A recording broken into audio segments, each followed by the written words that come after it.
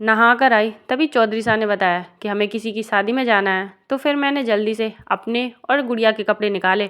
उसके बाद मैंने अपने कपड़े चेंज किए और मैंने पहनी राजस्थानी ड्रेस, जो हमारे राजस्थान मारवाड़ की पहचान है। उसके बाद मैंने चित्रांशी के कपड़े चेंज किए। उसकी चोटियाँ मैंने खुली रखी थी, लेकिन मुझसे बार बार कह रही थी, मम्मी मेरी चोटियाँ ना कोरियन की तरह कर दो, क्योंकि मैंने फ़्रॉक पहनी हुई है। तो बस मैंने उसकी गोल गोल राउंड करके 2 कोरियन की तरह चोटियाँ कर दी उसकी। उसको तैयार करने के बाद मैंने उसको काजल लगाया, फिर उसने अपने बूट और सॉक्स पहने। फिर मैं तैयार होने के लिए लग गई। मैंने अपने बाल बांधे। बाल बांधने के बाद फिर मैंने पहना अपना राजस्थानी जेवर, जिसे पहनना मुझे सबसे हार्ड काम लगता है। मुझसे पहना ही नहीं जाता ये, फिर भी जैसे तैसे करके मैंने पहन लिया। उसके बाद बारी आती है हमारी राजस्थान की औरतों की आन बान शान, जिसे हमारी राजस्थानी मारवाड़ी भाषा में बोरला कहते हैं। राजस्थान की बहुत सारी औरतें इसे ही बांधती हैं कैजुअली। हर जगह की तरह इसे सिंदूर की निशानी मानी जाती है। इसे लगाने से पता चलता है कि इनके पति हैं।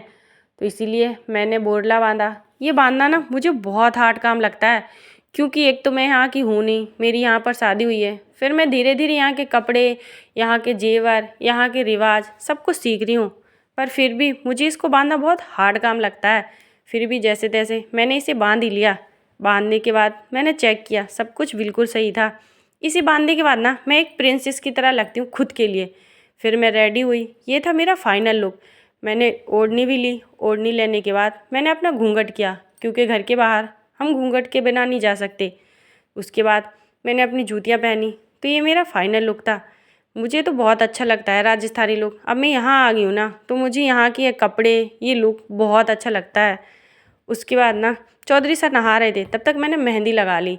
चित्रांशी बाहर खड़ी बुला रही थी हमें। हम लोग तैयार ही थे, लेकिन चौधरी साहब ने बोला फैशन के चक्कर में सर्दी लग जाएगी, तो मैंने शॉल लिया। उसके बाद निकले हम लोग सीधा शादी में खाना खाने के लिए।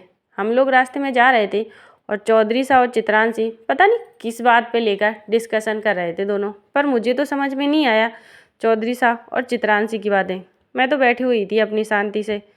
तभी मैंने अपनी मेहंदी को देखा, जो उतने देर में ही रच चुकी थी अच्छे से।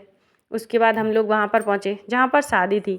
तो शादी थी ननिहाल ससुर में, यानी कि मेरी जो सासू माँ हैं उनके पीहर में। तो हम लोग वहीं पर आए हुए थे। हम लोग गाड़ी में थे, तब तक मेरी मामी सास आ रही थी यहाँ पर।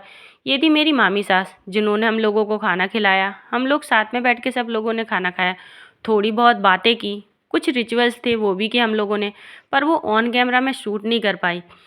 अगर आप लोगों को राजस्थान में कैसे शादी होती है देखना है, तो मुझे कमेंट ज़रूर कीजिएगा। मैं बहुत जल्द ऐसा कोई वीडियो लेकर आऊँगी। उसके बाद हम लोग पहुँचे मामी सासू माँ के घर पर। वहाँ पर हम लोगों ने चाय पी, थोड़ी बहुत चित्रांशी ने बातें की उन लोगों से, भैंसें भी देखी वहाँ पर, बातें की हम लोगों ने। बातें करने के बाद हम लोग वहाँ से सीधा निकले बड़ी सासू माँ के घर पर वो घर पर थी नहीं। तो हम लोग वहाँ से निकले सीधा घर के लिए। तो मैं ऐसे ही ब्लॉग बनाना स्टार्ट कर रही हूँ आज से। आप लोग प्लीज़ सपोर्ट कीजिएगा। तो मैं हूँ राजस्थान।